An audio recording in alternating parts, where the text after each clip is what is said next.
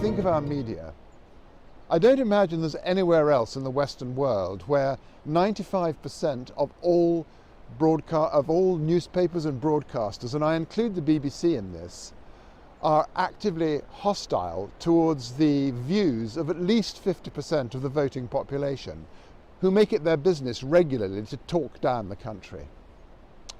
And so it's not that hard to see why, although many people are drawn to the idea of independence, when it actually comes to it, they find it hard to step across the threshold. They hear that little voice saying, oh, but is it too risky? What happens if we fail? Can we really do this? I sympathise with that. It took me 20 years of living in London and a return to Scotland in middle age before I really started to see things in a very different light.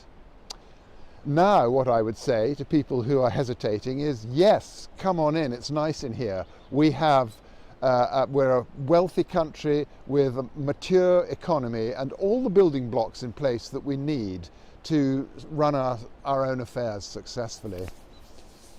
But then what about that feeling that in some way we're betraying England, we're breaking the Union? Well, my answer to that is, sadly, the Union is already broken and not at our hand. Just look at the British nationalism that has torn us out of Europe.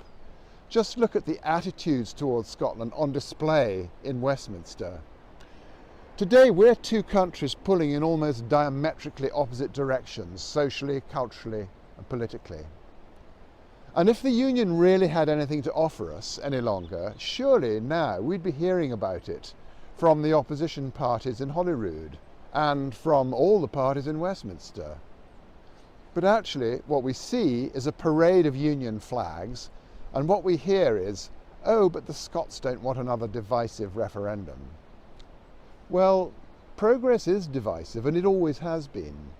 Change involves loss as well as gain, which is why it so often has to be fought for. And let's not forget that we are the country whose intellectual, industrial, commercial genius helped to shape the modern world. We're the country about whom Churchill said, of all small nations on earth, perhaps no other except the ancient Greeks have contributed more than the Scots to mankind.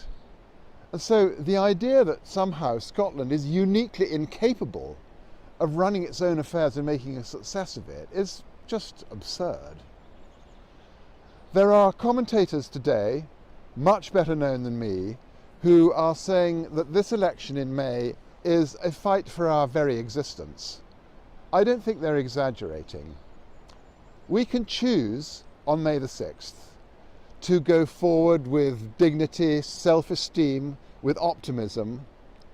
We can claim what to the 190-odd independent countries around the world is as normal and as natural as birdsong or spring sunshine. Or we can let that old dark story gather force again.